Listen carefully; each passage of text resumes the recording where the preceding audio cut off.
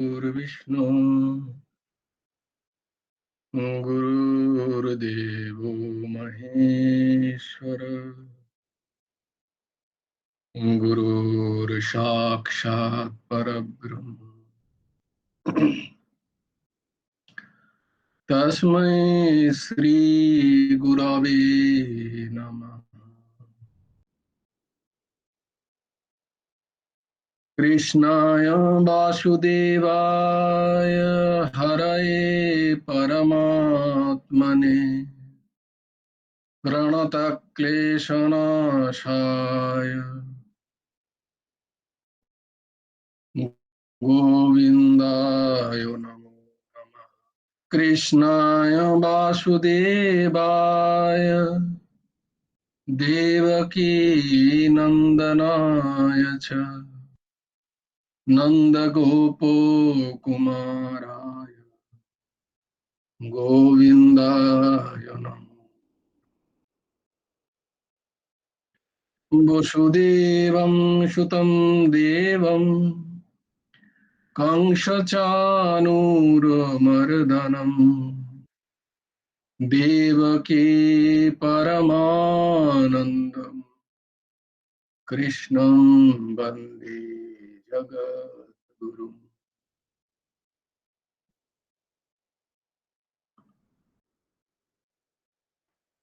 নবকুমার চতুষ্পাঠীর আরেকটি অধ্যায়ে তোমাদের সকলকে স্বাগত।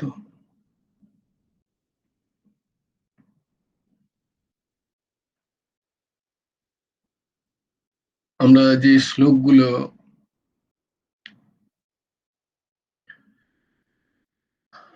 কণ্ঠস্থ করছি সেগুলো অনেকদিন বলা হয়নি, সেগুলো কিন্তু তোমরা কণ্ঠস্থ করছো তো, প্রত্যেকদিন বলবে। কিন্তু ঘরের মধ্যে চেঁচিয়ে চেঁচিয়ে যদি শ্রীমদ্ ভগবদ গীতার শ্লোক পাঠ হয় তাহলে বাতাবরণ খুব সুন্দর হয়। তাই বলা যে শ্রীমদ্ ভগবদ গীতার যে শ্লোকগুলো আমরা কণ্ঠস্থ করার চেষ্টা করেছি সেটা কিন্তু প্রত্যেকদিন তোমাদের করতে হবে। এখানে যেহেতু সময়টা চলে যায় তাই জন্য অনেকদিন ছেড়ে দেওয়া হয়, কিন্তু তোমরা কিন্তু ছাড়বে না।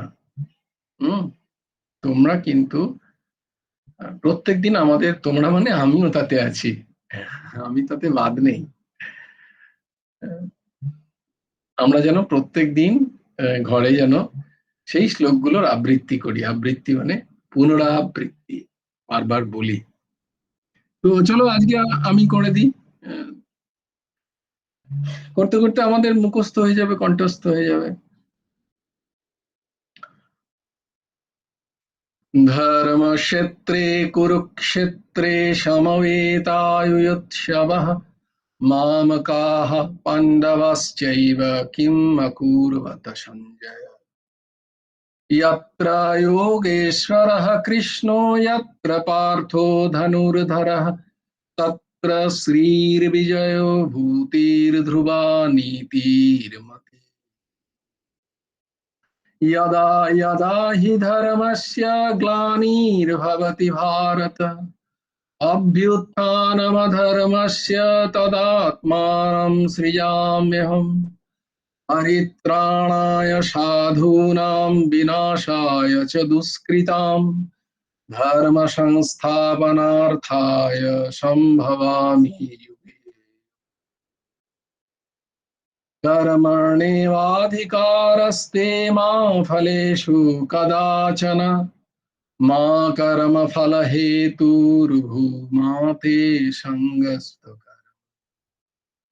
योगस्थः कुरु कर्माणि सङ्गं त्यक्ता धनञ्जय सिद्ध्या सिद्धौ समो भूत्वा समत्वं योग उच्यते।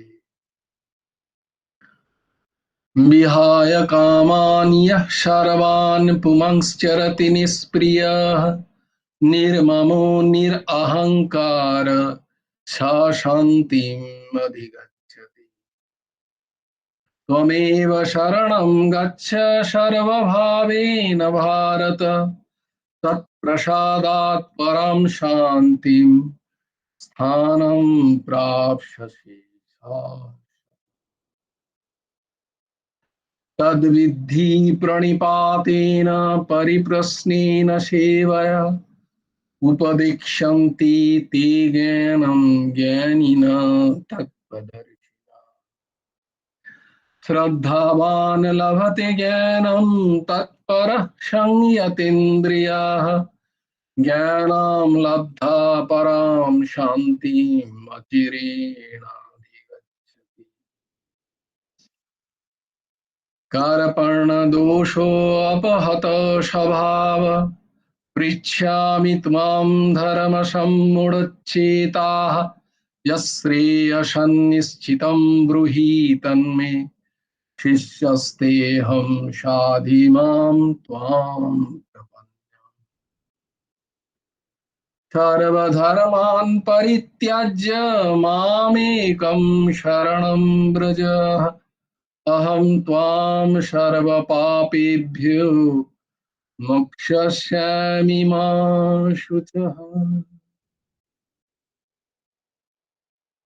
আমাদের কণ্ঠস্থ না হোক, স্বরগত যদি সবাইকার হয়ে যায়, স্বরগত মানে শ্লোক পড়তে যেন পাঠ করতে যেন কোনো বাধা আসে না শব্দ উচ্চারণে, এরকম স্বরগত যদি সবার হয়ে যায় বলো, তাহলে আরো দুটো শ্লোক আমরা এতে যোগ দেব আমরা। আমাদের এখন 12টা শ্লোক বোধহয় হয়ে গেছে, তো অনেক দিন হয়ে গেছে যোগ দেওয়া হয়নি, তো আরো দুটো শ্লোক এর সাথে যোগ দিতে হবে কিন্তু। তো তোমরা বলো কবে যোগ দেবো। তোমাদের যদি স্বরগত হয়ে যায়, মানে আমাদের যদি সবাইকার স্বরগত হয়ে যায়, তাহলে আরো দুটো শ্লোক আমরা এর সাথে যোগ করব। কিছুই না, যে আমরা গীতা ক্লাস করছি অনেকদিন ধরে, প্রায় 1.5 বছর হয়ে গেল আমাদের। ডিসেম্বর 23 থেকে শুরু হয়েছে, 23শে ডিসেম্বর একটা মাস, তারপর 24-এর গোটা বছর, তারপর 25-এর অর্ধেক মাসে চলে এলাম আমরা 6 জুনে এখন। তো আমাদের যেন গীতার কিছু শ্লোক তো আমাদের কণ্ঠস্থ হওয়া উচিত। কাউকে যদি বলি আমরা গীতা ক্লাস করছি, অথচ গীতার কোনো শ্লোকই আমাদের কণ্ঠস্থ নেই, এটা ঠিক নয়। যে শ্লোকগুলো খুব প্রচলিত, খুব পরিচিত সবার, অ্যাটলিস্ট সেই শ্লোকগুলো, কিছু শ্লোক যাতে আমরা কণ্ঠস্থ করতে পারি, এইরকম। নাও আজকে আমরা শ্রীমদ্ ভগবদ গীতার 7ম অধ্যায়ের অন্তিম শ্লোক আজকে আমরা দেখব। আমার সাথে সাথে তোমরা উচ্চারণ করো। সাধিভূতাধিদৈবং মাম সাধিয়জ্ঞং চ ये विदुः সাধিভূতাধিদৈবং মাম সাধিয়জ্ঞং চ ये विदुः प्रयाणकालेऽपि च मां ते विदुर्युक्तचेतसः प्रयाणकालेऽपि च मां ते विदुर्युक्तचेतसः साधिभूताधिदैवं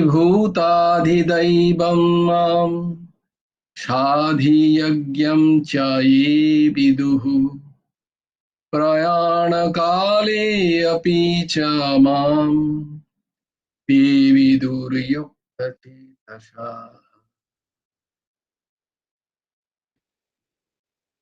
সাধি, মানে যে মানুষ, যে ব্যক্তি,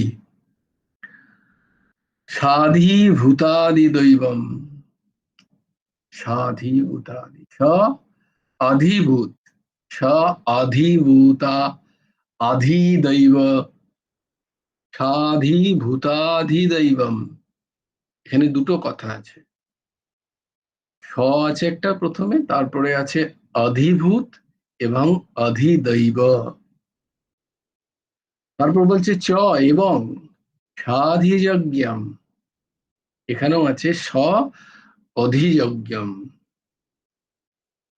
মাম, আমাকে, বিদুহ, জানে, তে, তারা, যুক্ত চেতসঃ, যুক্ত চিত্ত হওয়ায়, প্রয়াণকালে,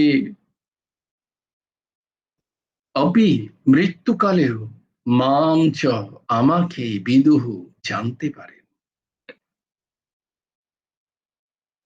এর বাংলাটা হলো বঙ্গানুবাদ, যে যেসব মানুষ অধিভূত, অধিদৈব এবং অধিযোগ্য সহ আমাকে জানেন, তারা যুক্তচিত্ত হওয়ায় মৃত্যুকালেও আমাকে জানতে পারেন, অর্থাৎ আমাকে প্রাপ্ত হন। এখন প্রশ্ন হলো গিয়ে যে ইয়ানম ইয়ানম সাধু यानम ज्ञान यनम यनम जनम जनम मुनि यतन करावी অন্তকাল রাম নেহি আবি। এখন প্রশ্ন হচ্ছে যে এবার অন্তকাল যদি আমরা বুঝতে না পারি, অন্তকাল আমি বুঝতে পারলাম, তখন আমি চেষ্টা করলাম রাম নাম নেবার, বা এলো কি এলো না সেই নিয়ে, কিন্তু অন্তকাল যদি না আমার বোঝার ক্ষমতা থাকে, এরকম তো অনেক দেখতে পাচ্ছি না, অন্তকাল কি করে বুঝবো, হঠাৎ করে কিছু হলো, বা অন্তকাল যাওয়ার আগে আমার বোধ, আমি কোমাতে চলে গেলাম, আমার কোনো বোধ রইল না, সজ্ঞান রইল না, তখন কি হবে? তো গুরুদেব বলছেন, মহাপুরুষরা বলছেন, আর গুরুদেব তাদের স্ট্যাম্প মারছেন, তাই জন্য আমিও তোমাদের বলছি। জীবন বলছে মা ভই, কোনো চিন্তা নেই, কোনো চিন্তা নেই। যে সারা জীবন ভগবানের ভজন করছে, ভগবান বলছেন যে সারা জীবন আমাকে ভাবছে, আমাকে চিন্তা করছে, আমাকে স্মরণে রাখছে, দৈনন্দিন জীবনে রন্ধ্রে রন্ধ্রে সে আমাকেই ভাবছে, আমাকেই সে জীবন সর্বোচ্চ করেছে। কি রকম? ওই যে মদাশ্রিত, সে আমারই আশ্রয়ে ছিল এতদিন, তার যখন শরীর ছুটছে প্রারব্ধের কারণে, কোনো কারণবশত যদি তার চিত্ত চেতনায় আমি না আসি, বলে তার সেই অবস্থায় আমি তাকে চিন্তা করি। বলে ভগবান বলছেন আমি তখন তাকে চিন্তা করি, তার যখন শরীর ছাটে তখন আমি চিন্তা করি, তাকে চিন্তা করতে হবে না, কোনো প্রয়োজন নেই। গুরুদেবও বলছেন আমি ইয়ার কি, আমি এতদিন ধরে ভজন করলাম, এতদিন ধরে নাম করলাম, আর শেষকালে মনে না রেখলেই আমার অধোগতি। ঠাকুর হাসতে হাসতে বলছেন একদিন, বলছেন না না, কোনো চিন্তা নেই, ভগবান ঠিক আসবেন তার জন্য। যে ভগবান কি জীবন সর্বস্ব করেছে, যে ভগবানের নামের মাহাত্ম্য বুঝেছে, বুঝে গেছে নামের মাহাত্ম্য,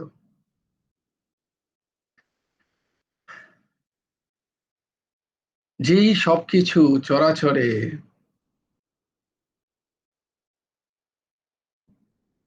ভগবানের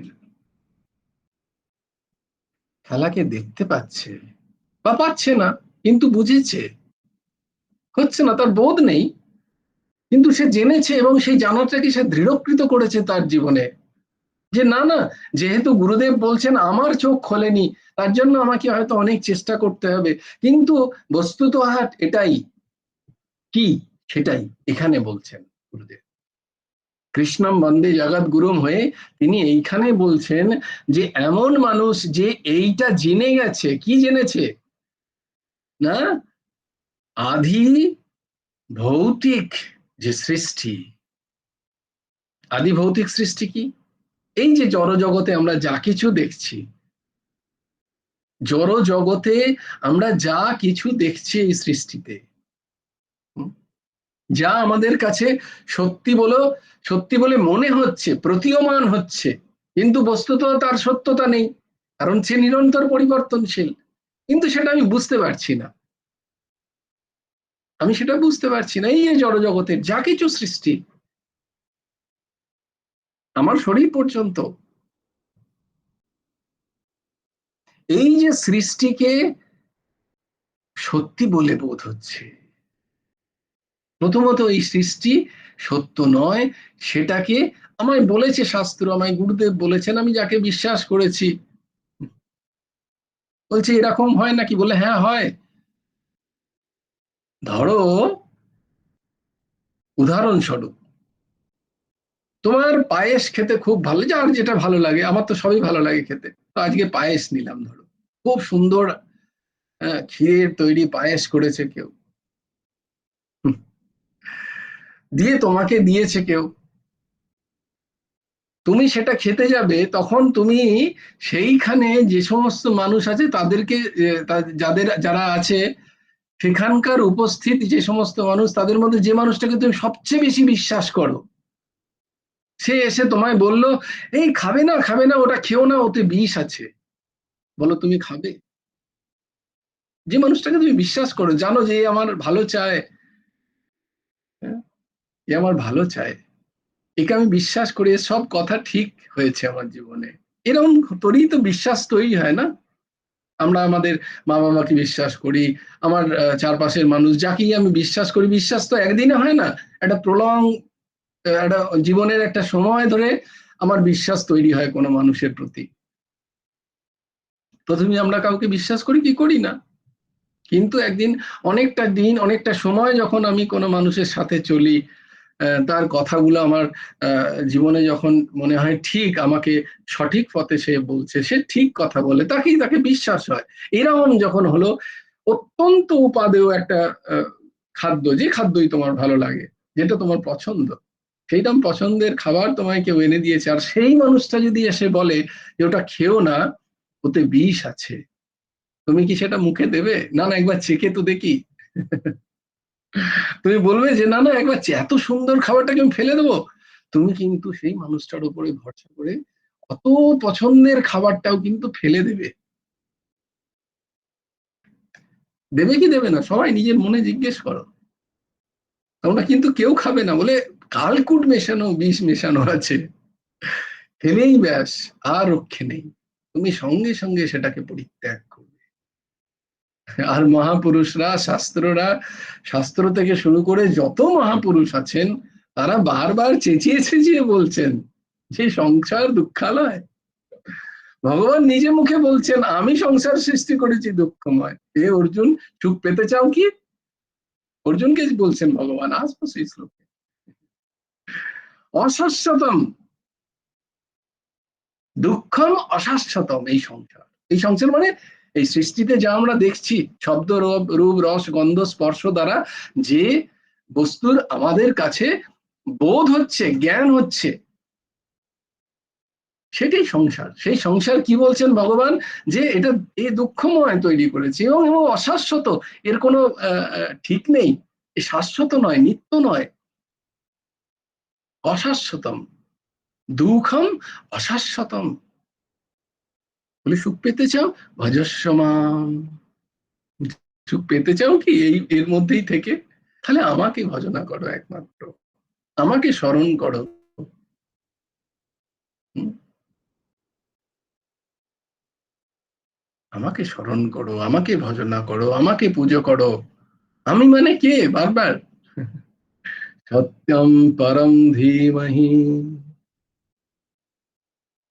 সেই সত্য স্বরূপ ভগবানকে ধ্যান করো, তাকে আশ্রয় করো। তাহলে এই যে জগৎকে সৃষ্টি সত্যি বলে দেখছি, বলে মেনে নাও আগে, মেনে নাও। যেমন যেমন উদাহরণ দিলাম, যে কোনো যে মানুষটাকে ভালোবাসো, যে মানুষটাকে শ্রদ্ধা করো, যে মানুষটাকে জানো তো এসে ঠিক কথা বলবে, সে যখন বলছে তখন তাকে সেই খাবারটাকে তুমি ফেলে দিচ্ছ। অথচ আহ এই জগৎটাকে বলছো না, আগে নিজে চেখে দেখি। তাহলে এই যে ভৌতিক সৃষ্টি, যা সত্য বলে মনে হচ্ছে কিন্তু তা সত্য নয়, তার স্থিরতা নেই, সেখানে সুখ নেই, সেখানে শ্রেষ্ঠতা নেই, কিন্তু তার মধ্যেও একটা আকর্ষণ আছে। এই এই যে সৃষ্টি আমাকে আকর্ষণ করছে, বলছি এই আকর্ষণটা হচ্ছে ভগবানের শক্তি। এই আকর্ষণটা, এইটাকে জানা। কিভাবে জানবে? না এইটাকে জানা, যে এই জায়গাতেও ভগবান ব্যতীত আর কেউ নেই, এইভাবে এই সৃষ্টিকে দেখা। এটা হচ্ছে ভগবানকে আধিভূত রূপে দর্শন করা, চেনা। এই যে চরাচর দৃশ্যগোচর, কর্ণগোচর, কর্ণ কর্ণ দ্বারা উপলব্ধ, চক্ষু দ্বারা উপলব্ধ, ত্বক দ্বারা উপলব্ধ, জিহ্বা দ্বারা উপলব্ধ যে জগৎ, পঞ্চ ইন্দ্রিয় দ্বারা উপলব্ধ যে জগৎ, সেই জগতে উপলব্ধির কারণ কি? যদ্যপি তা অসত্য, তদ্যপি তার মধ্যে এমন কিছু বর্তমান যার দ্বারা সেটাকে সত্য বলে প্রতীয়মান হচ্ছে, মনে হচ্ছে। কেন? তাতে সত্যিই সত্য, কোথাও না কোথাও সত্যের সেখানে প্রতিবিম্বিত হচ্ছে সেই সত্য ভগবান।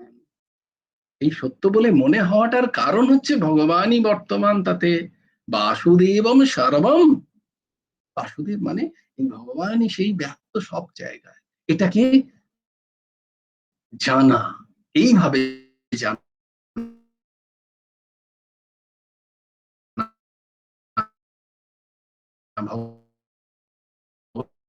ভগবানকে আদি গুণসৃষ্টিতে যে ভগবানই বর্তমান, এইভাবে ভগবানকে জানা।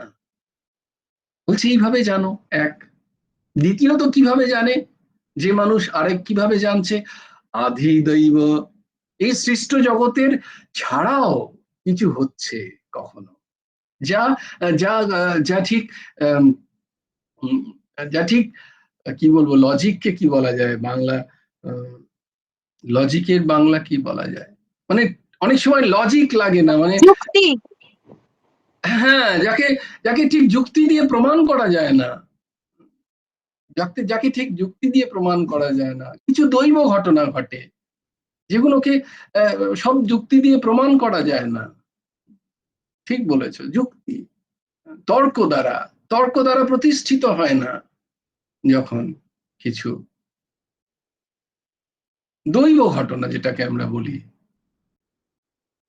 বা তখন মনে হয় যে সামথিং ইজ, কিছু একটা আছে যেটা ন্যাচারাল নয়, যেটা আমরা বলি যে আমাদের এই পঞ্চ ইন্দ্রিয়র গোচর নয়, পঞ্চ ইন্দ্রিয় যারা ধরা যাচ্ছে না যাকে, তখন আমরা বলি সেটা দৈবের কারণে। ঝড় ঝঞ্ঝা সবকিছুর সব ব্যবস্থা থাকার পরেও কোথাও না কোথাও ঘটন বা অঘটন দুটোই হয়, অঘটনও হয় আবার ঘটনও হয়। সবকিছু অব্যবস্থা, তার মধ্যেও একটা সুন্দর হয়ে গেল কিছু, আবার সবকিছু সুন্দর ব্যবস্থা, তার মধ্যে একটা অব্যবস্থা হয়ে গেল। একটা দৈব শক্তি কোথাও কাজ করছে যেন, এটা বোধ হয়। জগৎ সৃজনকারী, এই যে এই যে জগতের সৃষ্টির কারণ কি, কে সৃষ্টি করলো, কিভাবে এই জগৎ এত সুন্দর সৃষ্টি হলো, মনে হয় যেন কোথাও একটা দৈব ভাব আছে। সেদিনই দেখছিলাম রাস্তায় একটা প্রজাপতি, প্রজাপতি পড়ে আছে, মানে সে মারা গেছে বোধহয়, তার দেহ ছুটে গেছে, কিন্তু তার পাখা কি অপূর্ব, সেটা যেন মনে হচ্ছে কেউ বসে বসে সেটাকে এঁকেছে সুন্দর করে, যেন এক একটা রং দিয়েছে, তাতে বিভিন্ন রকম শেড। কি করলো কি করলো, কার এই সৃষ্টি? দুম করে এটা সৃষ্টি হয়ে গেল, এরকম একটা সুন্দর পাখা, একটা ছোট্ট প্রজাপতি, একটা ছোট্ট সেদিন পোকা দেখলাম, লাল পোকা, তার পা গুলো কালো কালো, কি অদ্ভুত দেখতে একটা ছোট্ট পোকা লাল, আমি তো কখনো দেখিনি, এই যেখানে ক্লাস করছি সেখানে ওই রকম।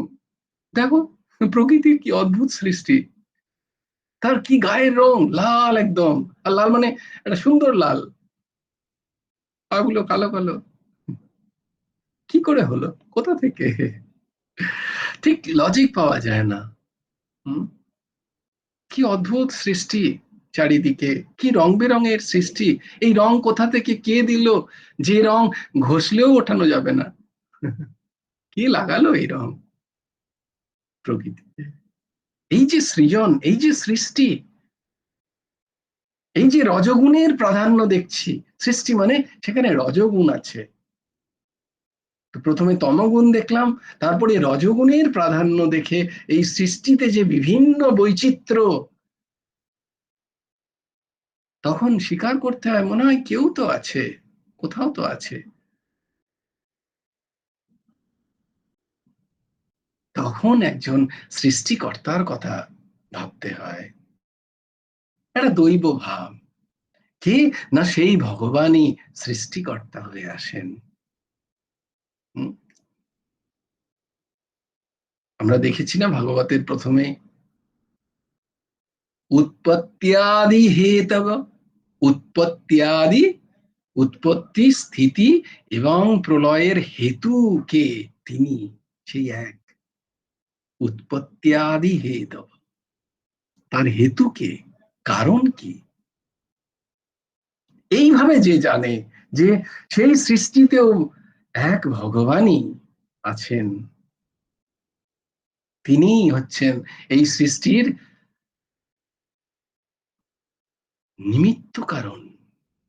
নিমিত্ত, কে নিমিত্ত এই সৃষ্টির, এত সুন্দর সৃষ্টি, কে কারণ, সৃষ্টির কারণের কারণ কে, সর্বকারণ কারণম, সমস্ত কারণেরও কারণ কে, এই জগতের, এই বৈচিত্র্যের। তো তখন সে জানে সেই ভগবানেরই খেলা, তিনি কারণ এবং তিনি নিমিত্ত কারণ এবং তিনি উপাদান কারণ।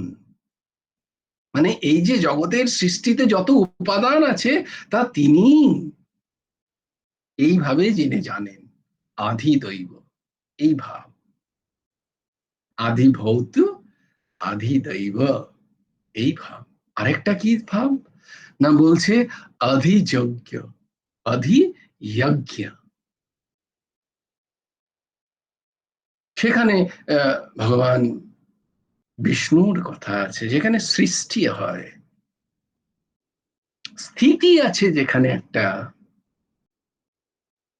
যেখানে এই সব কিছুর একটা একটা একটা একজনকে কেউ একজন দেখছে, একজন কেউ দেখছে, যার কোনো অস্তিত্বের হ্রাস হচ্ছে না, বা তার অস্তিত্বের কোথাও ন্যূনতা নেই, মানে সে একটা যে আছে কেউ, এই যে ভাব, আছের ভাব, অস্তিত্বের ভাব, যে এই পরিবর্তনটাকে দেখছে, এই পরিবর্তনটাকে বুঝছে, নোট করছে, এমন একজন। হুম, এই যে বাল্যকাল, কৈশোরকাল, যৌবনকাল, বৃদ্ধকাল হয়েও বলছে আমি ছিলাম, আমি ছিলাম, এই আমি যে ছিলাম, এই যে থাকার ভাবটা, চেতনায় এই ভাবটা এমন একটা যে এই সব কিছু পরিবর্তনটাকে দেখছে দ্রষ্টা স্বরূপ, এবং এই সৃষ্টিকে যিনি ধরে রেখেছেন, এমন একটা তত্ত্ব, বিষ্ণু তত্ত্ব।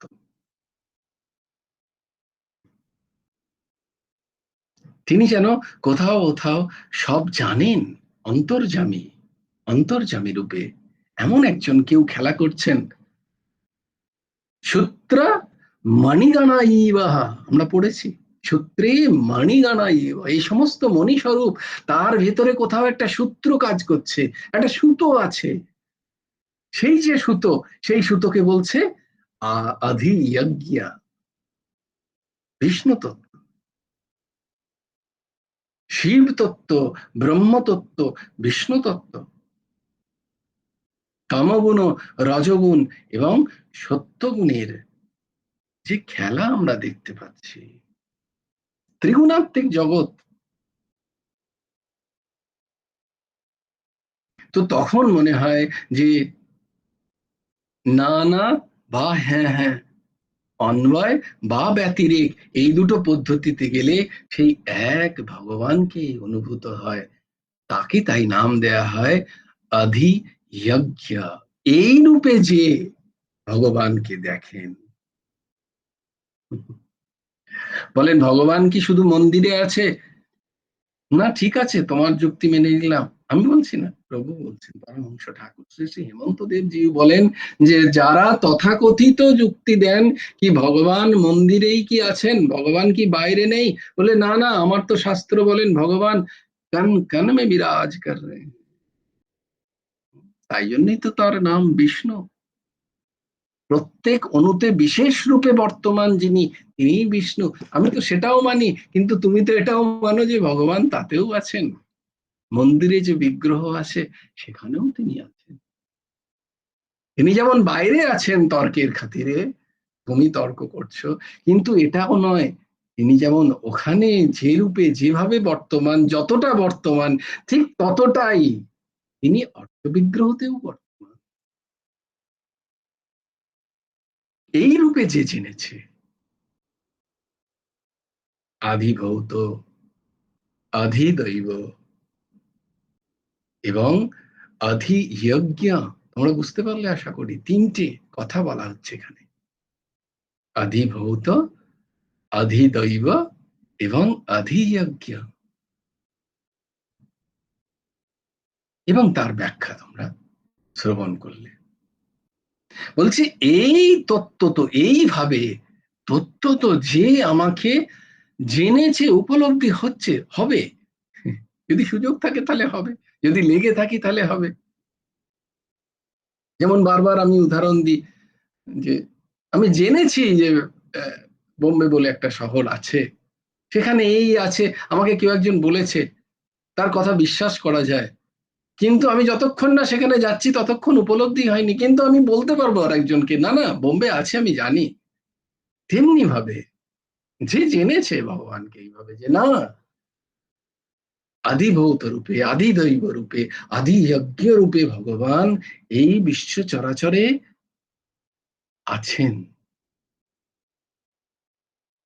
যে তত্ত্ব তো ভগবানকে এইভাবে জেনেছেন, ভগবান বলছেন যে সেই ব্যক্তি যখন তার শরীর ছাড়ে, সেই জীব যখন শরীর ছাড়ে, তখন সে আমাকেই প্রাপ্ত হয়, কারণ সে জেনে গেছে এখানে ভগবান ব্যতীত আর কোথাও কিছু নেই। তিনটে গুণের যে খেলা চলছে, সেই খেলায় যে এক কারণ ভগবানই, এটা হচ্ছে ভগবানকে পূর্ণরূপে জানা, কোনো একটা কারণ নয়, এই তিনটে জায়গাতেই এক ভগবানই তার লীলা রচনা করছেন।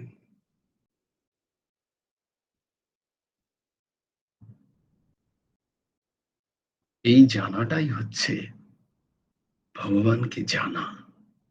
আর যিনি এই জেনে তার জীবন চালাচ্ছেন নিরন্তর, নিত্য, প্রতিদিন, প্রত্যেকক্ষণ,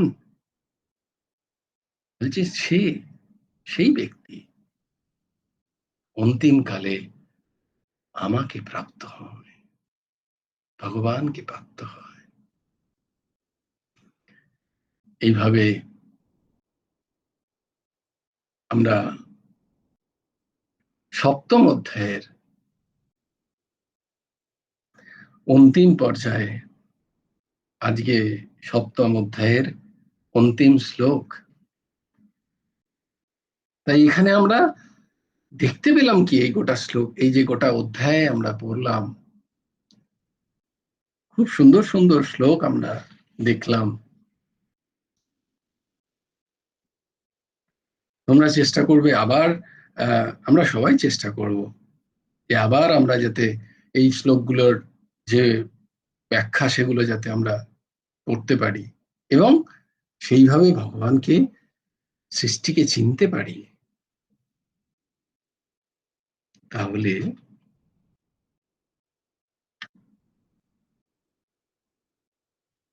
আমরা দেখেছি কি অদ্ভুত শ্লোক, সপ্তম অধ্যায়ের সপ্তম শ্লোক, মাত্য পরতরম নান্যাৎ কিঞ্চিদ অস্তি ধনঞ্জয় ময়ি সর্বমিদং প্रोतं সূত্রে মণিগণা ইব।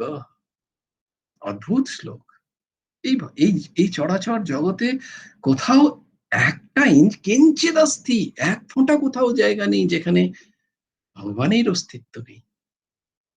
পরতরম নান্যৎ, এরম কোথাও নেই। তাহলে কোথায়? ওই যে তাই জন্য বলেছিলাম যে আর বলো না যে আমি একা আছি। এই ভাব যেন না আসে। তাহলে গীতার গীতার ক্লাস করা বৃথা হবে আমাদের। হুম, আমি তো একা নেই। কিঞ্চিৎ আস্তি ধনঞ্জয়, ভগবান বলছেন। তার মানে ভগবানের কথায় আমার বিশ্বাস হচ্ছে না। বলছে সত্যিই তো হচ্ছে না। তুমি বললেও হচ্ছে না। একা থাকলে ভয় করছে। এই যদি ভূত এসে ধরে নেয়, তাহলে কি করতে হবে? করতে হবে কি? এটা একটু বলো। হ্যাঁ, সেটা একটু বলো। সেটা হচ্ছে নাম করতে হবে। খুব সোজা, কিন্তু খুব শক্ত, তাই না? বলছি তুমি তো বলে দিলে আমার কি কাজ নেই? কেন কাজ করতে করতে করা যায় না? কাজ করতে করতে, কাজ করতে করতেই করতে হবে। হুম, বলে আমার তো খুব শরীর খারাপ, তোমার কাশি হয়েছে, প্রত্যেক কাশিতে নাম বেরোচ্ছে না।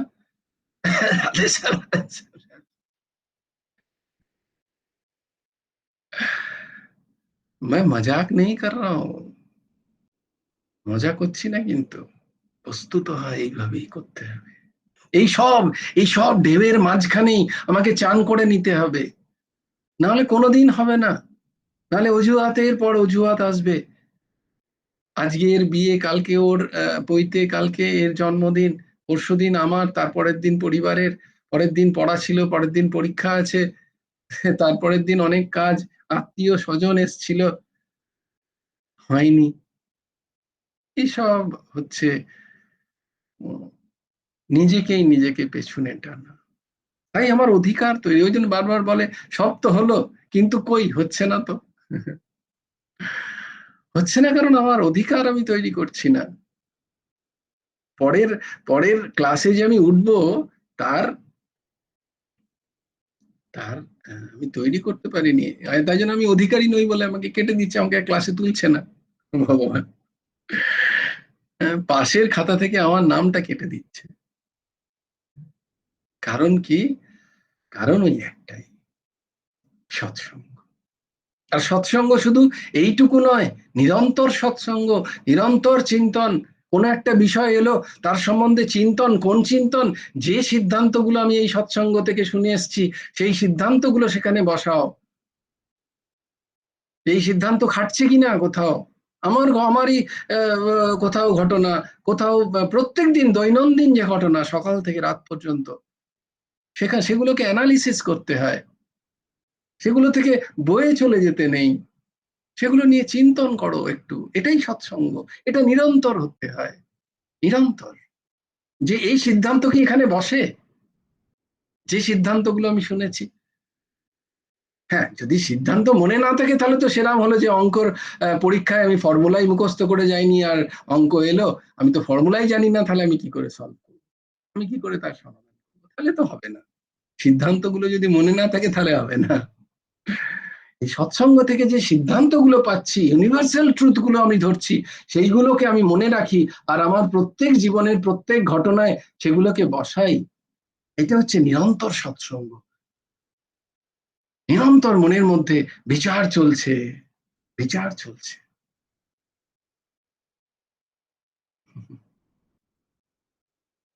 নিরন্তর বিচার চলছে।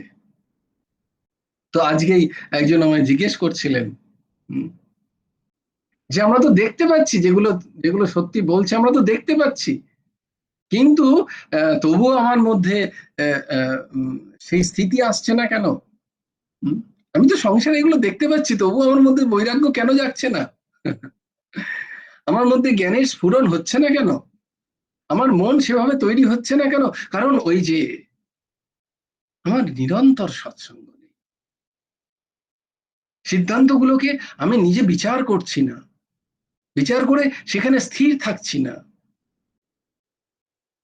তাই সংসারে সবকিছু দেখার পরেও আমার যে স্থিতি আসার কথা সেটা হচ্ছে না। আবার সংসারকে সত্য বলে ভেবে নিচ্ছি। এটাই হচ্ছে বিষ্ণু মায়া বলা হয় এটাকে। কোনো না কোনো ভাবে অবিদ্যা এসে আমায় গ্রাস করে নিচ্ছে। আমার বিচার কাজ করছে না, আমার বিবেক জাগৃত থাকছে না। ইন্দ্রিয় কোথায় কোথায় যাচ্ছে, সেখানে বিবেক জাগৃত থাকছে না। তাই অবিদ্যা এসে সেখানে গ্রাস করে নিচ্ছে।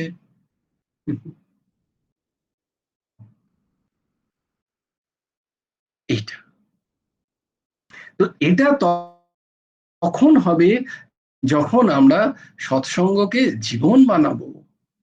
সৎসঙ্গ মানে এই নয় যে এই গীতা ক্লাস বা কোনো এক জায়গায় গেলাম ভাগবত শ্রবণ করতে, তারপরে এসে আবার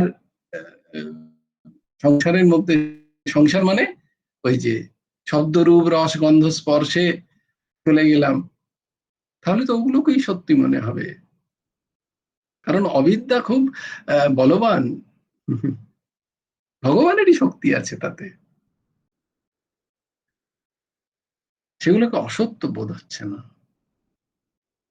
তাই স্থিতি তৈরি হচ্ছে না। তাই অধ্যায়ের পর অধ্যায় তো যাবে, কারণ আমার তারা আছে খুব, তাও হচ্ছে না। গুরুদেব বলেছেন যেটি নেবে সেটাকে শেষ করে যেতে হবে, যদি সেটাকে অর্ধেকে ছাড়ো তাহলে ক্লিবতা বলা হবে। তাই শেষ করতে হবে গীতা। চলো অষ্টম অধ্যায়ে আমরা যাব আগামী কাল থেকে। এটা আবার অক্ষর যোগ, আরো সুন্দর জ্ঞানের কথা আমরা এখানে পাবো। আমাদের অনেক প্রশ্নের সমাধান হবে এখানে। এই আদিভূত আদি দৈব আদি যজ্ঞ সম্বন্ধে আমরা জানবো আরো বেশি বেশি করে, সৃষ্টি তত্ত্বকে আরো সুন্দর করে বোঝার চেষ্টা করব, কর্মের গতিকে বোঝার চেষ্টা করব। এই যখন এগুলো বুঝবো, এগুলো বুঝে এগুলো মাথায় রাখবো, না রাখলে অ্যাটলিস্ট বারবার শ্রবণ করব, তাহলে মাথায় থাকবে। যদি থাকে তখন আমাদের জীবনের সাথে যে সমস্ত ঘটনাগুলো ঘটছে সেগুলোর সাথে বিশ্লেষণ করব ওগুলোকে। এটা হচ্ছে সৎসঙ্গ, এটা হচ্ছে সৎসঙ্গ, সতের সঙ্গ। জানি যা চিরকাল, যা শাশ্বত, তার সাথে সঙ্গ, তার সাথে থাকা। এর জন্য কোথাও না বসলেও হবে, এর জন্য মনটা চাই, মনটা রাখতে হবে। মদাশ্রয়।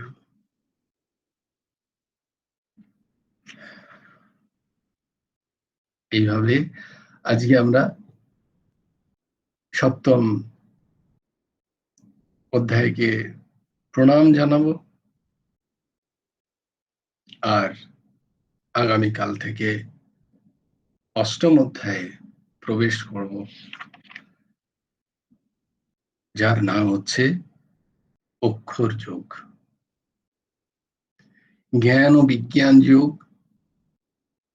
আমরা চেষ্টা করব যে যেটা পড়ে এসছি, যে সমস্ত ভিডিওগুলো, সেগুলো একবার করে আবার অন্তত শোনা, শুনলে আবার নতুন কিছু পাবো, হয়তো ভুলে গেছি স্বাভাবিকভাবেই, অনেক দিন ধরে চলছে একটা অধ্যায়, ভুলে যাচ্ছি, কিন্তু তার উপায় একটাই, যে বারংবার শ্রবণ, মুহুর্মুহু শ্রবণ, এবং সেগুলো নিয়ে চিন্তন। কি আছে তিনটে সূত্র, কি না? শ্রবণ, মনন এবং নিধিধ্যাসন। নিধিধ্যাসন তো মননই হচ্ছে না, তো নিধিধ্যাসন তো অনেক দূর কি বাত। আমার তো মননই হচ্ছে না, আমার তো মনেই নেই কালকে তুমি কি বলেছিলে। আমার তো মনেই নেই। কই বাত নেই, আমরা নিরন্তর মনন করার চেষ্টা করি, শ্রবণ করি, মনন করার চেষ্টা করি, এবং সেই রূপ আচরণ করার চেষ্টা করি। এটা হচ্ছে নিধিধ্যাসন। এই চেষ্টাটা আমাদের করতে হবে, তবেই আমরা এর থেকে লাভ নিতে পারবো, এই সৎসঙ্গ থেকে। কারণ একটা সময় দিচ্ছ তোমরা, তোমাদের অতি মূল্যবান সময়, মানে আমাদের, সরি, তুমি কেন বলছি জানি না, মানে আমিও তোমাদের মধ্যেই নিজেকে সামনে দেখছি আর কি। তো আমরা যে এই সময় দিচ্ছি মূল্যবান, সেই সময় থেকে আমরা লোকসানের খাতায় কেন তুলবো, সেটাকে লাভের খাতায় তুলি। হ্যাঁ, সেই লাভের খাতা তোলার জন্য আমাদের যতক্ষণ না আচরণে আসছে, ততক্ষণ এই কথা শুধু বাচিক থেকে যাবে। হুম, শুধু বাচিক থেকে যাবে, সেটা শব্দ মাত্র হবে। শব্দ মাত্রের উদ্দেশ্য নয় ভগবানের গীতা বলার। শ্রীমৎ ভগবদ গীতা বলার উদ্দেশ্যই হচ্ছে জীবন তৈরি করতে হবে আমাদের ওই রকম, যা ভগবান বলছেন।